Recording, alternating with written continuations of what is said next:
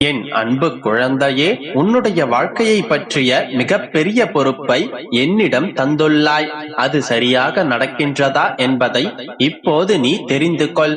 வாழ்வில் கஷ்டம், தோல்வி, அவமானம், நெருக்கடி, நம்பிக்கை துரோகம் என அனைத்தையும் இப்படி சந்தித்துக் கொண்டே இருக்கின்றேனே. என் வழிகளை பார்த்து கொண்டுதானே இருக்கிறீர்கள். ஏன் எதுவும் செய்யவில்லை, என்னுடைய சூழ்நிலைகளை ஏன் இன்னும் மாற்றவில்லை என்ற உன்னுடைய ஆதங்கம் எனக்கு புரிகின்றது. சூழ்நிலை மோசமாகத்தான் போகின்றது. மாறும், முன்னேறும் என்று நினைத்த இடத்தில் எல்லாம் அதற்கு எதிராகத்தான் நடக்கின்றது.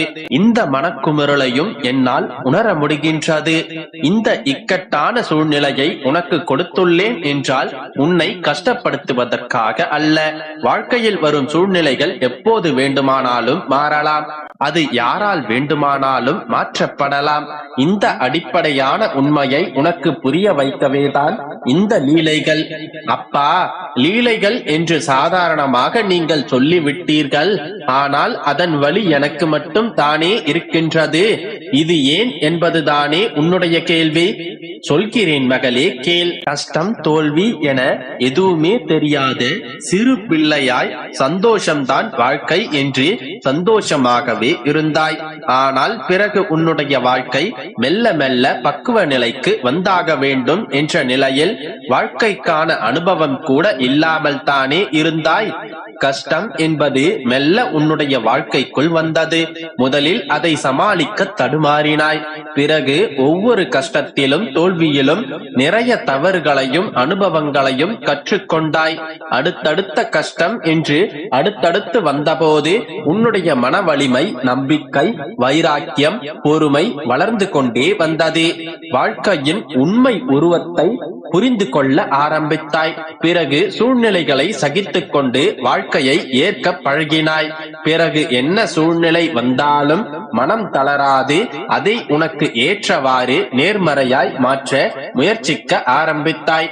எனது வார்த்தைகளை கேட்டு கேட்டு உன்னுடைய மனதை நீ பக்குவப்படுத்திக் கொண்டாய். இப்படி உன்னை சிறு சிறு படிகளாய் ஒரு சின்ன குழந்தை நடைபழகுவது போல் வாழ்க்கையில் பயணிக்க கற்றுக் கொடுத்து வருகின்றேன் என்பதையும் நீ உணர்ந்து கொண்டாய். இந்த தருணத்தில் தான் எனக்கு ஒரு மிகப்பெரிய பொறுப்பை சுமத்தி இருக்கின்றாய். என் அப்பா எனக்கு நல்லதுதான் செய்வார். என்ன நடந்தாலும் அவர் என்னுடன் தான் இருப்பார். என்னுடைய வாழ்க்கைக்கு அவர்தான் பொறுப்பு. இனி எது நடந்தாலும் என்னுடைய அப்பாவின் பாதமே எனக்கு சரணம் என்று இவ்வளவு பெரிய பொறுப்பை என் தலையில் சுமத்தி விட்டாய். அப்படி இருக்க உன்னை எப்படி மகளே தனித்து தவிக்க விட்டு விடுவேன்? உனக்கான வெகுமதிகளை நிச்சயம் உன்னிடத்தில் சேர்ப்பேன். என்றும் என்றென்றும் நான் உன்னுடன் தான் இருக்கின்றேன். உன்னை நான் பாதுகாத்து வழி நடத்துவேன். என் அன்பு குழந்தையே, இன்று உன்னுடைய வாழ்க்கையில் நீ புதிய ஜனனம் எடுக்கப் போகின்றாய் என்பதை முன்கூட்டியே அறிவுறுத்தவே இன்று நான் உன்னை தேடி வந்துள்ளேன். இப்போது உன்னுடைய மனதில் நமக்கு ஏன் இத்தனை சோதனைகள், கழுத்து வரை மூழ்கும் அளவிற்கு ஏன் இத்தனை துயரங்கள், காலடியில் உள்ள பூமியை நழுவிவிடும் அளவிற்கு ஏன் என்னுடைய வாழ்க்கையில் இத்தனை அதிர்ச்சி என்று புலம்பிக் கொண்டிருக்கின்றாய்? இப்படியே இருந்து விடுவோமா அல்லது இந்நிலை இன்னும் மோசமாகி விடுமோ என்றெல்லாம் பதறிக்கொண்டுதான் இருக்கின்றாய். இத்தனை கேள்விகளுக்கும் இன்றே பதில் கூறுகின்றேன். கவனமாக கேட்டுக்கொள். என் மகளே, நீ ஒவ்வொரு முறை தாங்க முடியாத கஷ்டப்படும் போதும், தாங்க முடியாத துயரத்தை அனுபவிக்கும் போதும் புது ஜனனம் எடுக்கப் போகின்றாய் என்று அர்த்தம். நீ பிறக்கும் போது மட்டும் ஜனனம் எடுப்பதில்லை. ஒவ்வொரு பிரச்சனையிலிருந்தும் போராடி மீண்டு வரும் போதெல்லாம் ஒரு புதிய வாழ்க்கை, புதிய அத்தியாயம், புதிய ஜனனம்தான். அந்த புதிய அத்தியாயத்தில், அந்த அடுத்த கட்டத்தில் நீ நினைக்கும் சந்தோஷமான வாழ்க்கை உனக்காக காத்திருக்கும். இவ்வளவு நாளாக நீ பட்ட கஷ்டங்கள், துயரங்கள் எல்லாமும் அதோடு முடிந்தும் போகும். உன்னுடைய ஒவ்வொரு கஷ்டமும் உன்னை வலுப்படுத்தத்தான் வருகின்றது. உன்னுடைய பெரும் துன்பங்களுக்கு பிறகு ஒரு பெரும் மகிழ்ச்சி காத்து கொண்டிருக்கின்றது. நீ ஒவ்வொரு முறை கஷ்டப்படும் போதும், சங்கடங்களை எதிர்நோக்கும் போதும், துயரத்தில் வீழும் போதும் அடுத்த கட்டத்திற்கு நகர்ந்து கொண்டிருக்கின்றாய் என்று அர்த்தம். நீ ஒரு படி மேலே போக போகின்றாய் என்று அர்த்தம். உனக்கான ஒரு புதிய உலகத்தில் அடியெடுத்து வைக்கப் போகின்றாய் என்று அர்த்தம். உன்னுடைய வாழ்க்கையில் நீ புதிதாக ஜனனிக்கப் போகின்றாய் என்று அர்த்தம். இப்பொழுது பல கஷ்டங்களுக்கு நடுவில் போராடி கொண்டிருக்கின்றாய் அல்லவா? கூடிய விரைவில் ஒரு புது ஜனனம் எடுக்கப் போகின்றாய். இதை சரியாக புரிந்து கொண்டால் இன்று முதல், இந்த நொடி முதல் சந்தோஷத்துடனும் நம்பிக்கையுடனும் வாழ்க்கையை எதிர்கொள். உன்னோடு என்றும் உனக்கு துணையாக உன்னுடைய அப்பா நான் இருக்கின்றேன். உனக்கு வேண்டியதை, உன்னுடைய தேவை அறிந்து நான் கொடுத்து கொண்டுதான் இருக்கின்றேன். இன்று முதலே உன்னுடைய வாழ்க்கையில் ஒரு புதிய அத்தியாயம் தொடங்கப் போகின்றது. அதில் நீ உன்னுடைய கடந்த கால கசப்பான நிகழ்வுகளை எல்லாம் மறந்துவிட்டு சந்தோஷமாக வாழ்வாய். இது உனக்காக நான் ஆசீர்வதித்துக் கொடுக்கும் வாழ்க்கை. அதில் எந்த சூழ்நிலை வந்தாலும் உன்னோடு நான் இருந்து உன்னை நான் வழிநடத்துவேன். நீ எதை நினைத்தும் கலங்காமல் இரு. இது உனக்காக ஆசீர்வதிக்கப்பட்ட நாள். என்னுடைய பரிபூரணமான ஆசியை பெற்றுள்ளாய். சந்தோஷமாக இரு. இந்த பதிவை முழுமையாக கேள் என் தங்கமே.